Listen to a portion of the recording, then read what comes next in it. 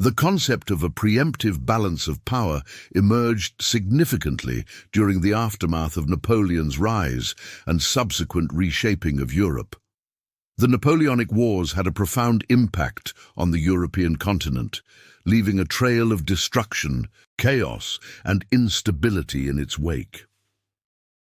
The great powers of Europe, Britain, Prussia, Russia, and Austria, which had successfully defeated Napoleon, realized the need for a new approach to maintaining equilibrium among powerful states. This was evident in the formation and actions of the Quadruple Alliance, which aimed to prevent large-scale continental conflicts. The Quadruple Alliance, comprising Britain, Prussia, Russia, and Austria, emerged as a dominant force in European politics following the defeat of Napoleon. These nations were driven by a desire to establish a novel international framework that prioritized averting large-scale continental conflicts. They recognized that the traditional approach to international relations, which relied on reactive diplomacy and the redrawing of borders after conflicts had broken out, was no longer sufficient. Instead, they sought to create a proactive system that would prevent conflicts from arising in the first place. The Treaty of Chaumont, signed in 1814, marked the beginning of this new approach. The treaty laid the groundwork for a subsequent meeting in Vienna, which would take place the following spring. The Congress of Vienna in 1815 was groundbreaking in that it marked the first instance where an international conference was convened with preventive rather than reactive aims. Prior to this event, most conferences were reactionary, centered on negotiating reparations or redistributing territories as a result of conflict outcomes. Typically, victorious states dictated the terms, leaving defeated nations to acquiesce. This traditional dynamic was upended by the Congress of Vienna, which was innovative in its intent to establish lasting peace rather than merely concluding a war.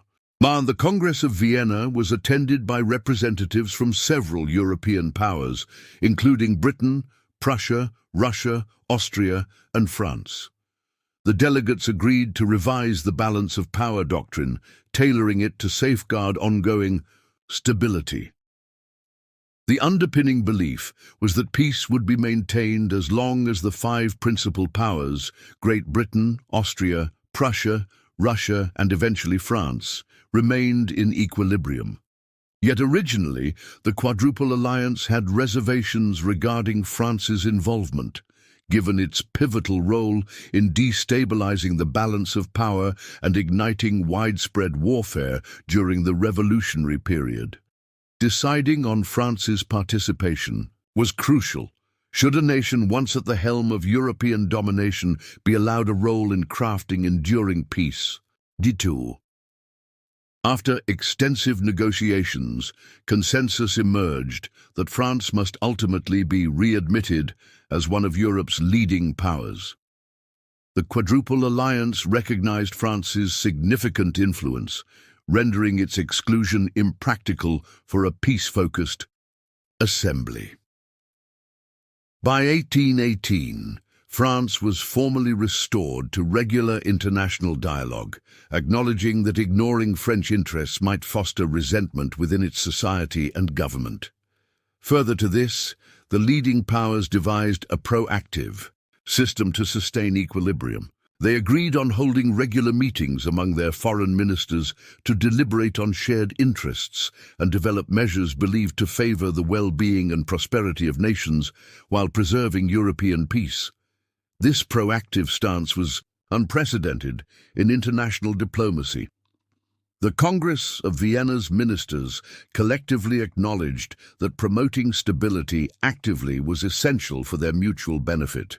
Thus, they envisioned this framework as a synchronized orchestration of power and politics, aptly dubbed the Concert of Europe. The Concert of Europe was a groundbreaking concept that set a precedent for future diplomatic relations and international cooperation. It was based on the idea that the major powers would work together to maintain peace and stability in Europe by resolving disputes through diplomacy rather than resorting to force. The Concert of Europe was not a formal treaty or organization, but rather an informal agreement among the major powers to consult and cooperate with each other. The Concert of Europe was active from 1815 until 1848. During this period, it played an important role in maintaining peace in Europe and resolving several conflicts without resorting to war.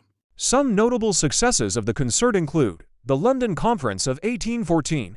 The conference resolved the dispute between Britain and France over the French satellite states. The Congress of Aix-la-Chapelle 1818.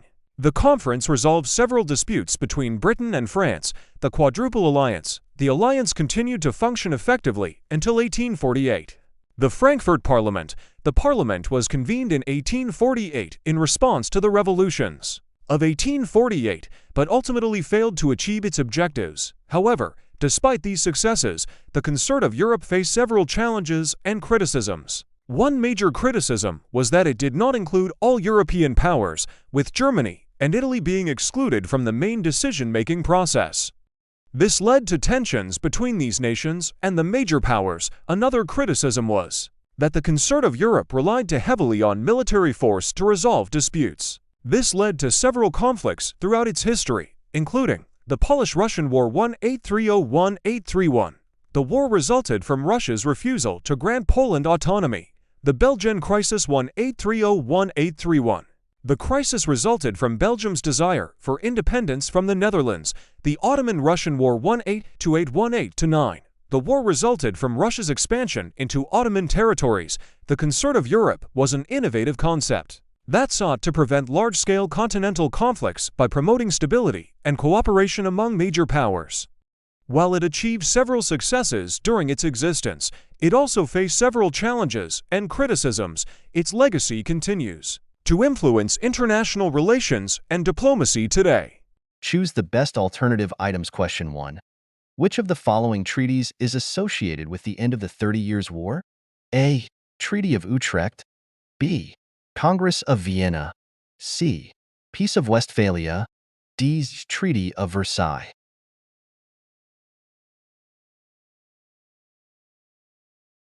Question 2.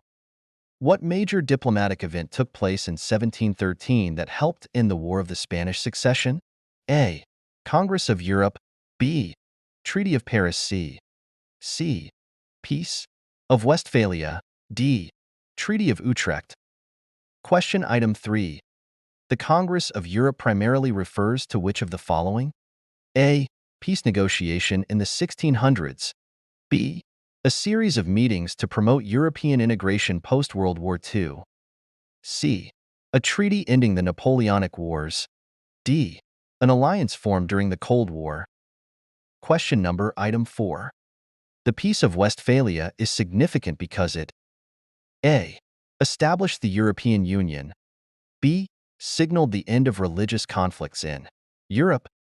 C. Marked the end of World War I. D. Brought an end to the Franco-Prussian War.